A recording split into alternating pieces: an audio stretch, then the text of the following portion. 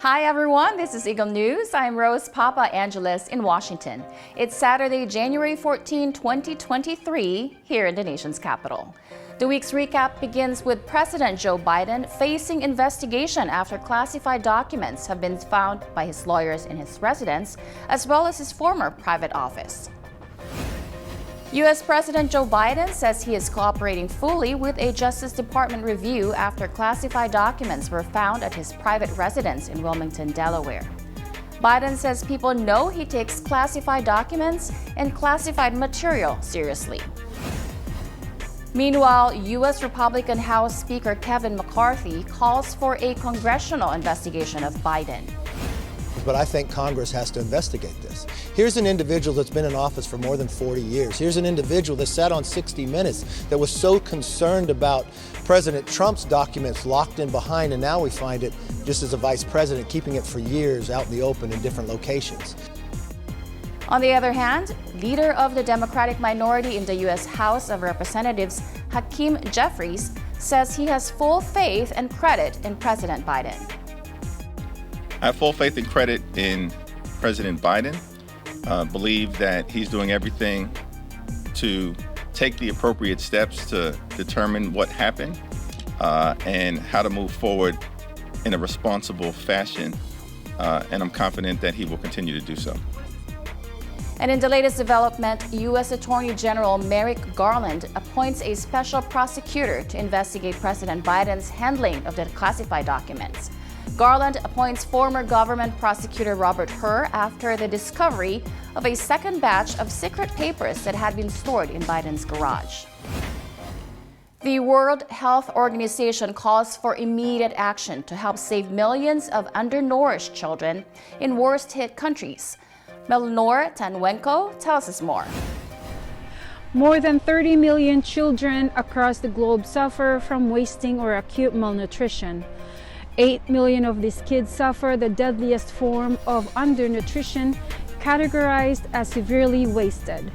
The World Health Organization defines wasting or acute malnutrition as a form of undernutrition caused by a decrease in food consumption and illness that results in sudden weight loss or edema. In response to this major threat to children's lives, health, and development, 5 United Nations agencies call for faster progress on the Global Action Plan on Child Wasting. The plan aims to prevent, detect, and threat acute malnutrition among children in the worst affected countries. It addresses the need for a multi-sectoral approach. It also highlights priority actions across maternal and child nutrition. This through the food, health, water, and sanitation and social protection systems. Countries that need these actions the most are Afghanistan, Burkina Faso, Chad, Democratic Republic of the Congo, Ethiopia, Haiti, Kenya, Madagascar, Mali, the Nigeria, Somalia, South Sudan, the Sudan, and Yemen. The UN agencies call for decisive and timely action to prevent this crisis from becoming a tragedy threatening the world's most vulnerable children. Malnutrition Tanwenko, Rochester, New York. Eagle News, we live in extraordinary times. In New York, thousands of nurses in 2 of the city's biggest hospitals have taken to the streets for 3 days. They demand solutions to the unreasonable workloads they carry. In Manhattan, Joanne Soriano speaks with those on the picket line a day before the demonstration ended with a deal. Take a look. Not all heroes wear capes. Some of them wear scrubs. Nurses were hailed as the frontline heroes of the pandemic. Today, thousands of nurses in New York are on strike for better patient care and working conditions. Today is the second day of strikes, which began on Monday at 7 a.m., with 7,000 nurses striking at 2 major hospitals in New York City, Mount Sinai Hospital and Montefiore, Bronx. Nurses at other hospitals were able to reach agreements before the strike. This is the largest nursing strike in decades. Chronic understaffing, low pay, and long hours are driving nurses to burnout. Nurse-to-patient ratios are a main driving point of negotiations, citing the risk of patient safety. We're here for our patients first and foremost. That's why we're out here today. We want strict staffing ratios and enforcement language. That's why we're here. We need to hold the hospital accountable for when they continually short staff us. At a time when COVID cases, RSV, and the flu are at a high, hospitals say the timing could not be worse. Many have voiced their support for nurses, including the Philippine Consulate General in New York, who stand by the Filipino-American nurses who care for the sick and dying at the expense of their own lives. I'm here to support the nurses here so that they can retain more nurses and find a safe staffing ratio here. Let's go! The Nurses Association stressed to New Yorkers to not delay getting hospital care during the strike. Patients should seek hospital care immediately if they need it. Joanne Soriano, New York, Eagle News. We live in extraordinary times. A tentative deal has been reached between the New York State Nurses Association Union and the two hospitals, Mount Sinai Health System and Montefiore Health System. The conditions of the agreement will be finalized in the coming days. Meanwhile, in this year's Consumer Electronics Show, or CES, global issues take center stage. From climate change to smart cities to sustainability in Las Vegas, Nevada, Anna Cui tells us more. CES, the world's biggest tech trade show, wraps up today here in Las Vegas. Under the theme of Human Security for All, attendees got to see companies showcasing their innovative products, focus on ways to make the world a better place for all. Attendees enjoyed cool gadgets at CES 2023, from the latest developments in AR and VR products to robotics, gaming, electronics, and even in transportation. Consumers got a first-hand look at new and upcoming products in the tech world.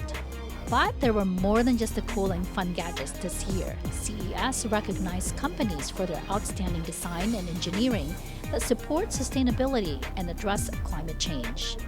Brand Filtra received a Human Security for All award for creating the first low-carbon solvent water filter made from sustainable plants that can block out harmful bacteria and microplastic.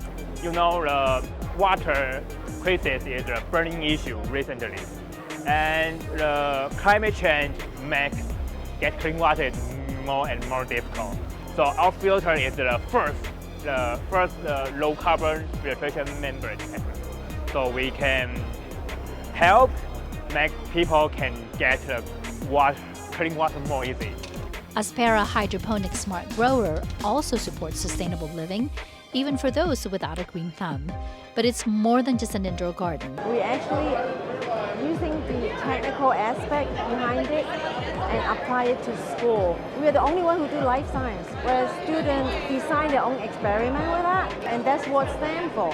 STEM is like exploring, let them try and see what's the outcome. Then back to your question about elderly. So we are actually doing some horticulture therapy programs, and it's helping people with dementia. Of course, attendees couldn't miss the more established brands showcasing their designs and plans to reduce carbon emissions, reduce energy use, and environmental waste, with the focus of making life better for all.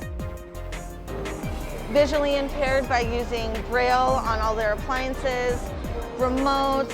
The TV has a sign language guide that's been expanded where you can make it more personal by using it around the TV, making it smaller, bigger. Lastly, advancing tech in robotics is also keeping up with the sustainability race, addressing environmental concerns. Waste Shark is just one of such inventions showcased here at CES. It's an emission-free drone that can be easily and quickly deployed to collect plastic waste from waterways, canals, rivers, and ports, reducing threat to marine life and human health.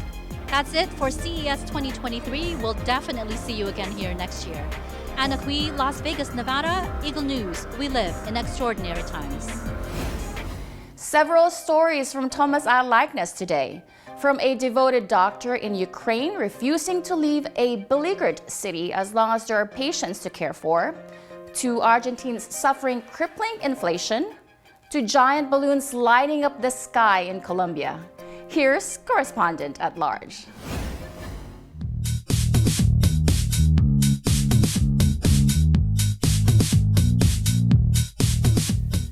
And now news and commentary from around the globe.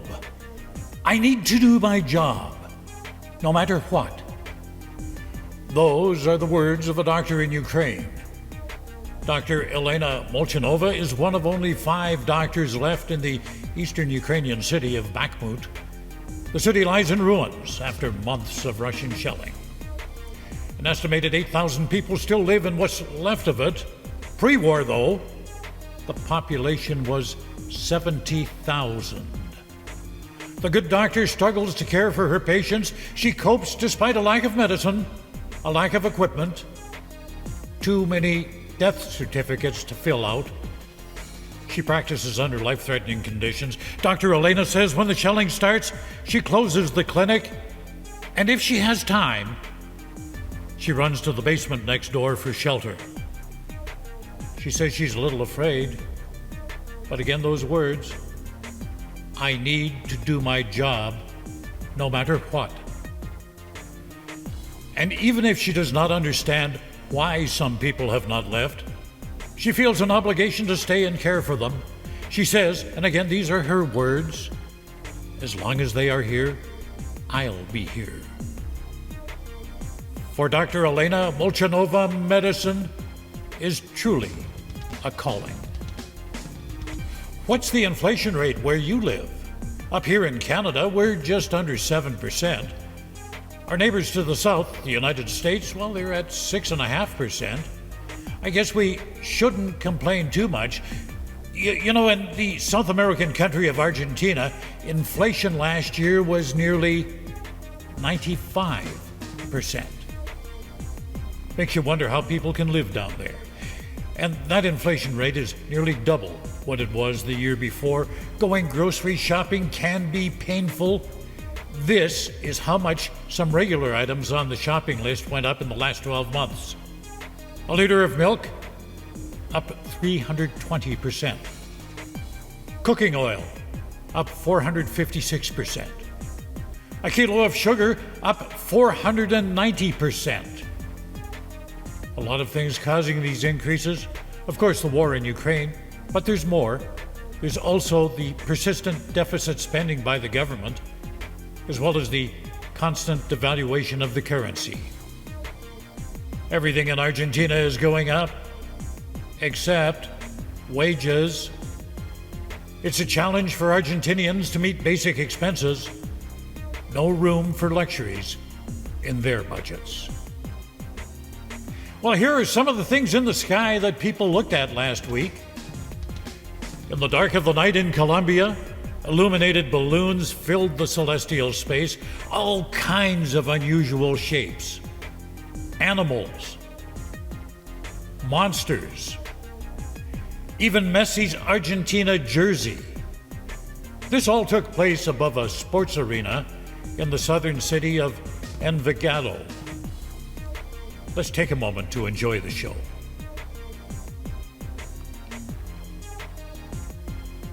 And what you see here, well, this is reminiscent of that 1963 Alfred Hitchcock thriller called The Birds.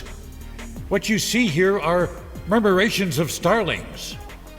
Now, the term murmuration is the collective noun for starlings. It's not a flock of starlings, but a murmuration of starlings.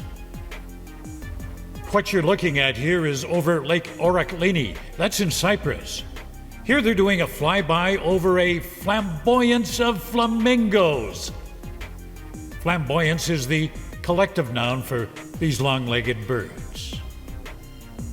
And I'll be back in 7 days with a bunch of news.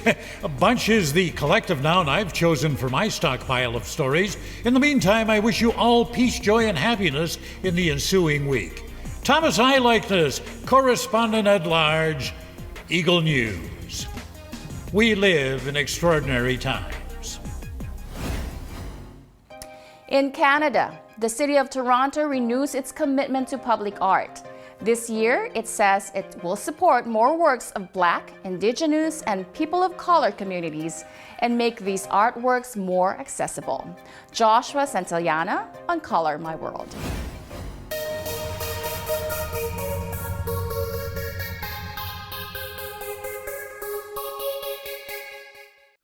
Toronto has declared 2021 to 2022 to be the city's year of public art.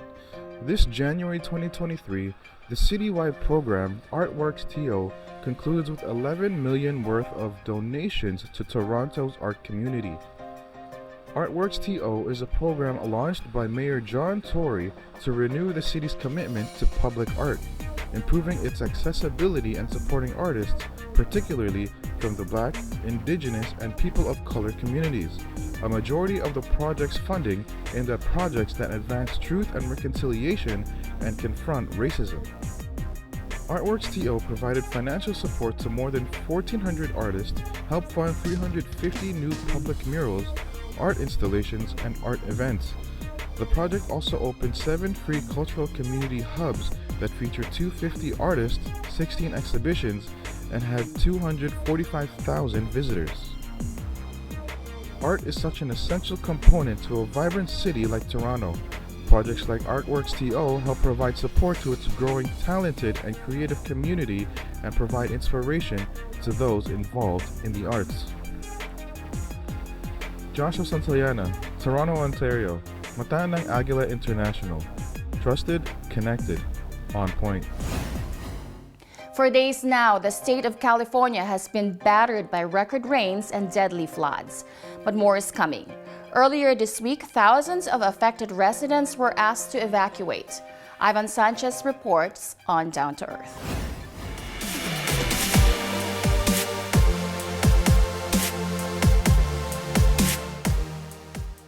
On this 10th day of the new year, Los Angeles County residents remain besieged by a severe weather pattern. After a bomb cyclone hit the entirety of California last Thursday, a second storm pattern arrived in Southern California, bringing heavy rain to the Los Angeles area in the last 24 hours, with 2 local cities, Porter Ranch and Woodland Hills, each receiving 6 inches of rain since yesterday. While California is in great need of precipitation after several years of drought and annual wildfires, the soil condition is so dry that it cannot absorb the heavy rains quickly enough, causing street and freeway flooding, mudslides in local mountainous regions, and infrastructure damage, specifically causing power outages affecting more than 200,000 businesses and residents within the state, and at least 14 deaths since yesterday. 80 miles away in Santa Barbara, flooding led to the closing of both sides of the 101 freeway. Potholes, including one big enough that it engulfed 2 cars in Tattoos last night, also developed from rain-caused erosion. Residents of hillside communities have been told to be on standby for evacuation orders, which usually direct victims to local high schools or community colleges set up as evacuation centers. California Governor Gavin Newsom declared a state of emergency last week prior to the bomb cyclone.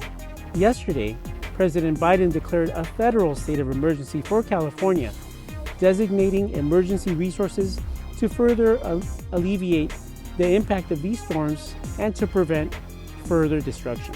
Residents anxiously await additional rain forecasted for the remainder of the week, as California finds itself in the middle of the strongest jet stream of storms since 2005. Ivan Sanchez, Los Angeles, California, Eagle News. We live in extraordinary times. Health experts are sounding the alarm. A dramatic increase in the number of young people with diabetes in the country is forecasted for the next decades. More than 500,000 individuals under the age of 20 are foreseen to have the condition by 2060. Rizal Feria on Health is Wealth.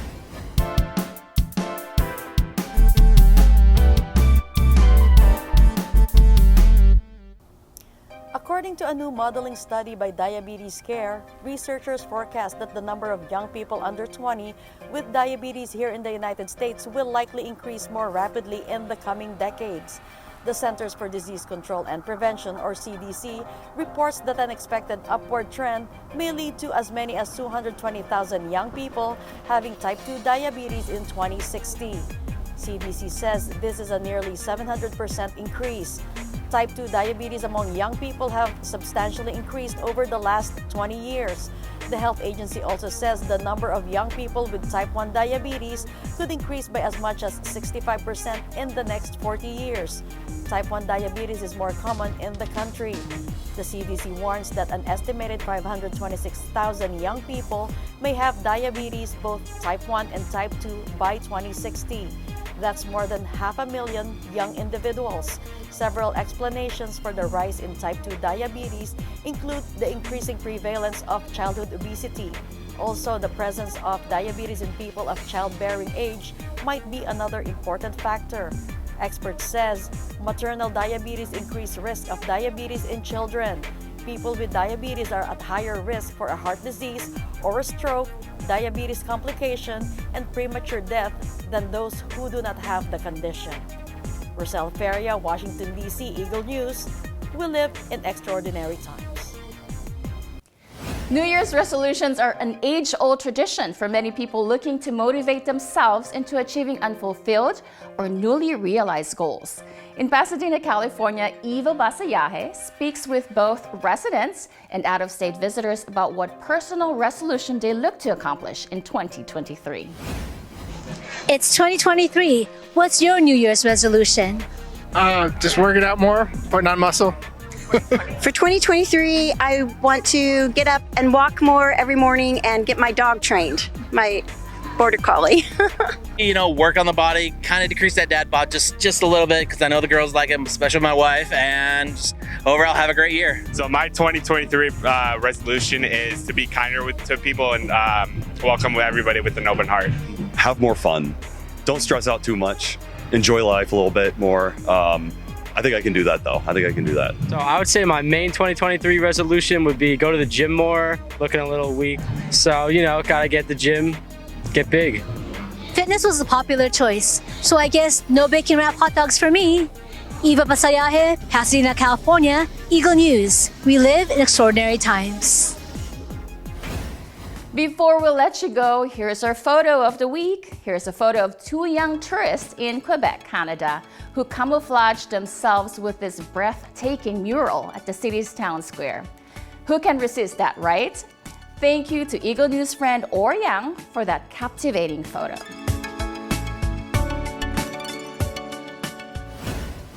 Thank you all for joining us again. If there are stories or topics you want us to share with you, just comment below. View, like, share our other shows. City Limits with Alan Basayahe. Connected with Dr. David. Take a seat and join us with Anna Kui. Playdate with Mike Hudson and friends. Plus, Journey, Stories of Filipinos in Canada with Kathleen Cruz. Follow us on YouTube, Facebook, and Twitter at Eagle News Live. I'm Rose Papa Angeles. We'll live in extraordinary times. Happy weekend, everyone.